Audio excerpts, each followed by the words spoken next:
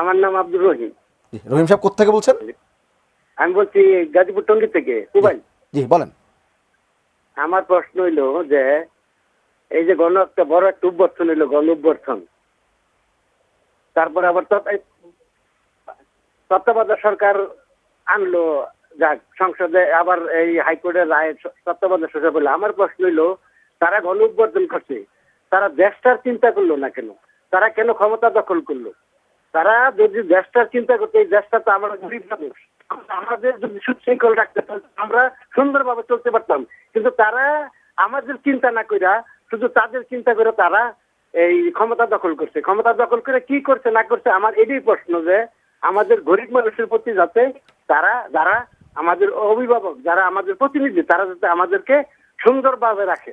আমি ব্যক্তিগতভাবে সবসময় বলে আসতেছি ৬৯-এ গণ অভ্যুত্থান হয়েছে। আমরা তখন টকবগে ইউনিভার্সিটির ছাত্র, সেটাতে প্রত্যক্ষভাবে জড়িত ছিলাম। কিন্তু সেই গণ অভ্যুত্থানের পরে ছাত্র যারা নেতৃত্ব দিয়েছে তারা কিন্তু ক্ষমতার জন্য, সরকারে আসার জন্য চিন্তা করেনি, তারা লেখাপড়ায় ফিরে গেছে।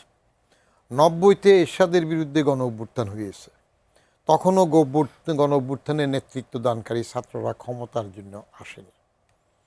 কিন্তু এইবার ২৪-এর যে গণ অভ্যুত্থান, সেখানে যিনি পরে কলমা পড়লেন প্রধান উপদেষ্টা হিসেবে ইউনূস সাহেব, তিনি তাদেরকে আশকারা দিয়েছেন। আমার নিয়োগকারী ছাত্ররা বলেছে তারা একটা দল করতেই পারে বলেছেন। তিনি আকবরের বৈরমখা, এই ছেলেদের বৈরমখা হয়েছে, যার ফলে এরা লেখাপড়ায় যায় নাই, যার ফলে এরা আন্দোলন করে বিনা পরীক্ষায় পাশ দিয়েছে। সেটার ফলশ্রুতিতে এইবার এইচএসসিতে ৩৬% অ্যাবসেন্ট। আমি প্রস্তাব রেখেছিলাম এটা প্রত্যেকটা প্রতিষ্ঠানে খোঁজ নেওয়া দরকার, কারা কারা এই ৩৬%, মোর দেন 1/3 পরীক্ষা দিতে আসে না, এরা কারা? তো এরা যদি এখন জানাভা যদি ডাক দে যে ঠিক আছে পরীক্ষা দাও না, কী হয়েছে, তাদের তো দলবাড়ি করার দরকার, তোমরা আমাদের দলে চলে আসো।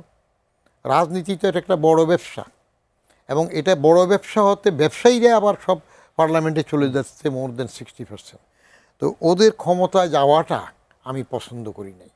অথচ ২৮শে ফেব্রুয়ারি যেদিন জানাফা গঠিত হয় ছাত্রদের দল, সেদিন মানিক মিয়া বিরুদ্ধে তাদের সভা শুরু হওয়ার আরও আধা ঘন্টা আগ থেকে শেষ হওয়ার আধা ঘন্টা পর পর্যন্ত আমি সেখানে সরেজমিনে ছিলাম।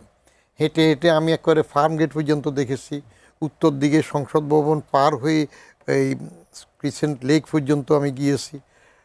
তো তাদের সেখানে আমি যেটা দেখেছি, এইজ গ্রুপের মধ্যে মোর দেন 40-45 ইয়ার্সের 5% লোকও ছিল না।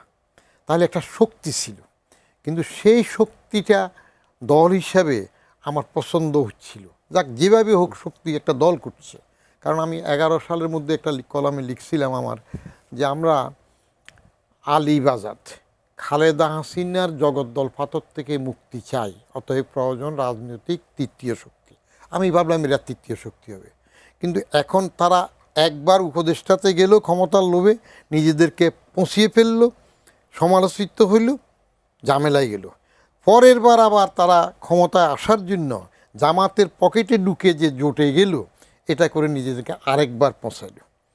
অতএব তাদের যে চাহিদা, ক্ষমতার প্রতি মোহ, সেটা আমার কাছে পছন্দ হয়নি। কারণ বয়স কম, ভবিষ্যৎ অনেক দূর ছিল। প্রেশার গ্রুপ হিসেবে তারা দল করে এরকম জোটে না গিয়ে আলাদা থাকতো, তাহলে সাহসের সহিত সব কথা বলতে পারতো, সেটা ভালো ছিল আর কি। আপনার প্রথম ওই যে ছাত্ররা কি ক্ষমতার জন্য গেল, হ্যাঁ, আমার চূড়ান্ত মন্তব্য, রহিম সাহেব তারা ক্ষমতার জন্য অস্থির। উনি জিজ্ঞেস করে তাদের মানে সাধারণ মানুষের জন্য কি কিছু করেছিল? কিছু করেনি। সাধারণ মানুষের জন্য তারা কি করেছে?